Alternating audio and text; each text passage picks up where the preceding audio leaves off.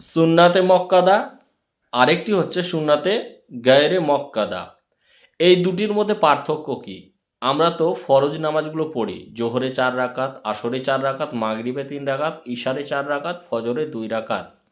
কিন্তু যে সুন্নত নামাজগুলি পড়ি এটি কিন্তু দুই প্রকারের। একটি হচ্ছে মক্কাদা, সুন্নতে মক্কাদা, আর একটি হচ্ছে সুন্নত গায়রে মক্কাদা। তো এই দুটির মধ্যে ফারাক কি? কোন নামাজকে আমরা সুন্নতে গায়রে মক্কাদা বলবো আর কোনটাকে সুন্নতে মक्कादा बोलबो। एक सवाल है कि हजरत नमाज में सुन्नत मौक़दा और सुन्नत गैर मौक़दा किसको कहते हैं।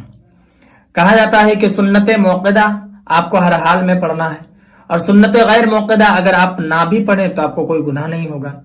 तो देखिए मैं आपको बताऊं कि सुन्नत मौक़दा ताकीद के साथ पढ़ने का हुक्म दिया गया है, यानी कि जोहर की 4 रकात फर्ज नमाज से पहले और फर्ज नमाज के बाद 2 रकात 6 रकात, और इशा की 2 रकात और मगरिब की 2 रकात और फजर की 2 रकात, ये 12 रकात सुन्नत मौक़दा, और असर की 4 रकात सुन्नत और इशा की 4 रकात सुन्नत फर्ज से पहले, ये मुकम्मल 8 रकात, ये सुन्नत गैर मौक़दा है। मतलब अगर आप ना भी पढ़ें तो आपको गुनाह नहीं होगा, इसलिए कि अल्लाह के रसूल सल्लल्लाहु अलैहि वसल्लम कभी पढ़ते थे, यानी कि कोई काम आ गया तो फिर छोड़ भी देते थे, तो कभी पढ़ते थे कभी नहीं पढ़ते थे।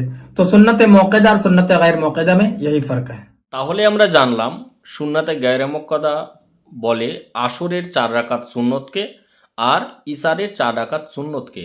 বাকি জোহর 4 রাকাত সুন্নত, তারপরে জামাতের পরে 2 রাকাত সুন্নত, মাগরিবে জামাতের পরে 2 রাকাত সুন্নত, ইশারে জামাতের পরে 2 রাকাত সুন্নত, আর ফজরে জামাতের আগে 2 রাকাত সুন্নত। এই নামাজগুলোকে বলে সুন্নাতে মক্কাদা। আর সুন্নাতে গায়রে মক্কাদা মাত্র দুইটি নামাজকে বলে, একটি হচ্ছে আসরের যে সুন্নত নামাজ থাকে, আর ইশারের জামাতের আগে যে 4 রাকাত সুন্নত নামাজ সেটিকে। এবার হচ্ছে যে ইশার আর আসরের যে 4 রাকাত করে সুন্নত নামাজ দুটো গায়রে মক্কাদা, এটা আপনি পড়তেও পারেন আবার নাও পড়তে পারেন। কর্মক্ষেত্রে আপনি পড়লেন না, এতে আপনার কোনো গুনাহ হবে না, পড়লে নেকি পাবেন, কিন্তু এটা আপনার ছাড়লে কোনো সমস্যা নেই।